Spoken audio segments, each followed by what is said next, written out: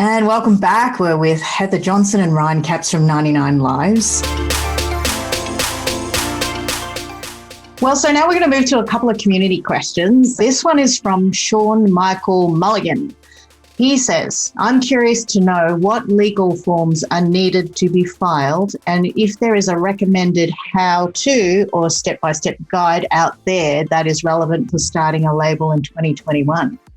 Big question. There's not really a how-to. There is that book, which is oftentimes called the Bible of the music industry, which by Don Passman, which is always good reference. But as far as a step-by-step is concerned, right, ultimately, first and foremost, you need to file a business, right? And you also have to be aware of what you intend to do with that business. Is it going to be a partnership with another person? Are you ever intending to take on funding? If so, you've got to file your business in a different way. And so there's so much to it. You're going to have to do quite a bit of research. We found lawyers. Yeah, right? the step-by-step guide is called hiring a lawyer. Save up the money and hire a lawyer and tell them your vision. If you want to protect your future, what you're investing in, the best option you can do is find a good lawyer. Don't find forums online, find a really good lawyer. Someone in the music industry, preferably. We use someone we call my lawyer friend, Noah Downs, which is actually a friend of Ryan's. And then another lawyer we've worked with as well is Erin Jacobson, and she is absolutely amazing. She's a juggernaut, man. She is. So you can reach out to her. Like she's set up multiple labels, multiple publishing entities, and she's just a cool person to talk to. Ultimately, that's my take too. Is that there are books and websites that'll probably give you a little bit of guidance, but anything that's off the shelf or cookie cutter, we've found forms in the wild. I've been handed a form by a lawyer that we fired. That the company that was in the contract was still the previous company he had given this contract to. Like he hadn't cut and paste out the company's name for our name. So I was going through and finding like Tom Willis Mitsubishi. And I was like, I'm not a car dealership guy. Like, is this like, I almost sent this out to somebody to sign. Is this really okay? And that's how I went and found Noah was, we grew him. Like we basically cultivated our own lawyer who had just passed the bar and was looking for his like specialty and his niche.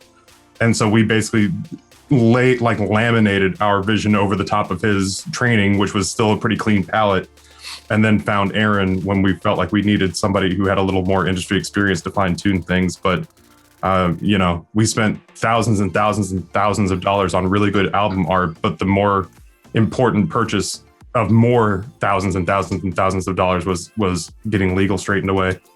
It's a very litigious industry, right? So you want to make sure that you have everything in check. I had a lawyer that we worked with for a while who said that he represented people in film, he represented people in sports and MMA and in adult film, and he said that there was no more cutthroat legal industry than music. He said just nothing else held a candle to it. Wow, good advice. The next question is from @HRashikesh_Mahesh. That's a good name. I want to start an online music record label in India. Thoughts? I mean, it comes down to kind of similar things that we talked about before. Is like know your audience, right? Are you looking to develop artists? Are you looking to do what we do, which is we sign on a per track per EP basis and try to give brand new bedroom producers a leg up and a chance to get the music out there? What are you looking to do? And does it play to your market? Are you looking to stay within India for your market? Are you looking to go worldwide? So what music do you want to bring out there? You want to be experimental?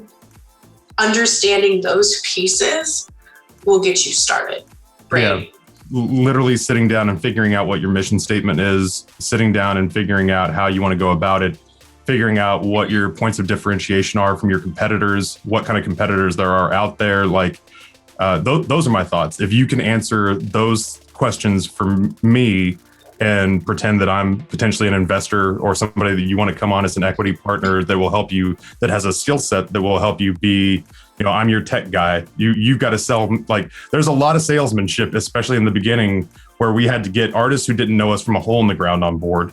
We had to get people to come on and take points of equity to work on things that we needed done, but we had to sell them on why their time was well spent with us.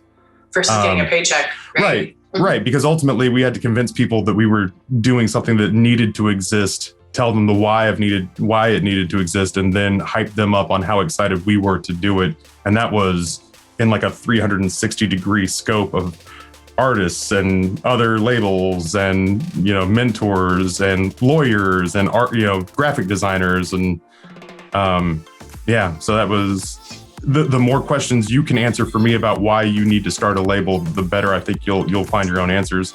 And then get great legal. Legal.